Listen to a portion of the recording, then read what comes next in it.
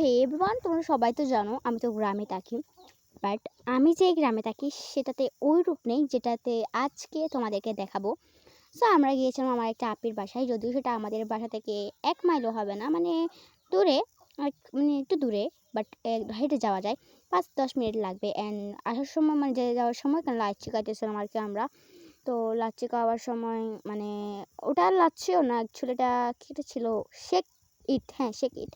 But এটার টেক্সচারটা আমার একই লাগছে। আর আমি জানি না কেন আজকে আমার পুরো ব্লগটাই হচ্ছে কি জানো, আমার পুরো ব্লগটা একদম গ্রিনে ভরা ছিল। আর এখানে যখন আমি সরিষা ফুল দেখেছি, মানে শহরের মেয়ে যখন হঠাৎ সরিষা ফুল দেখে যে এটা আর কি।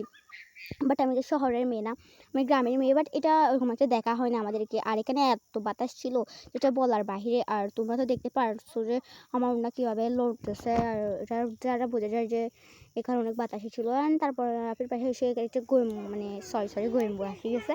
আমি পেরে গাচ্ছিলো, ওখানে বসে হচ্ছে আমরা চিপস খাইতেছিলাম। আর চিপসটা অনেক বেশি মজা ছিল। আর এটা খেতে আমার ছোটোবেলার কথা মনে পড়ে গেছে, কারণ আমরা ছোটোবেলায় এরকম করে খেতাম আর কি। একটা বলা যায় সেটা আমরা চ্যালেঞ্জ করতাম আর কি। তবে এখানকার পরিবেশটা অনেক অনেক ভালো ছিল, মানে আমাদের যদি কোনো খুঁজছে মানে কি এরকম গরম টাইপ ছিল। বাট এখানে এত ঠান্ডা বাতাস।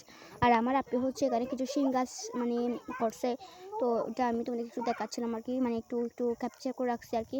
আর তারপর আমি ছেলে মাছের খাইছি। আসলে ছেলে মাছটা খাইছে বলা যায় না, আসলে এটা মানে আমি 3বার খাইছি। আমার আম্মু নিছে, আমার দুই ভাই আর এক বোনের জন্য। বাট আমি তিনটাকে বলছে কেমন মেয়ে দেখুন। তো আর ভালো লাগতেছিল না। আমার বোন একটা বলতেছে যে আপু তুমি কিছু খাবা, মানে তার নাম হচ্ছে কোহিনো। তো বলতেছিল যে কিছু খাবার। তো অনেক মানে গোয়েম খুঁজতেছিলাম আমরা এখানে, মানে প্যারা খুঁজতেছিলাম, যেটা আমরা ছাটগের বাসায় বলি গোয়েম আর কি। দ্যাটস ওয়াই এটা আর কি।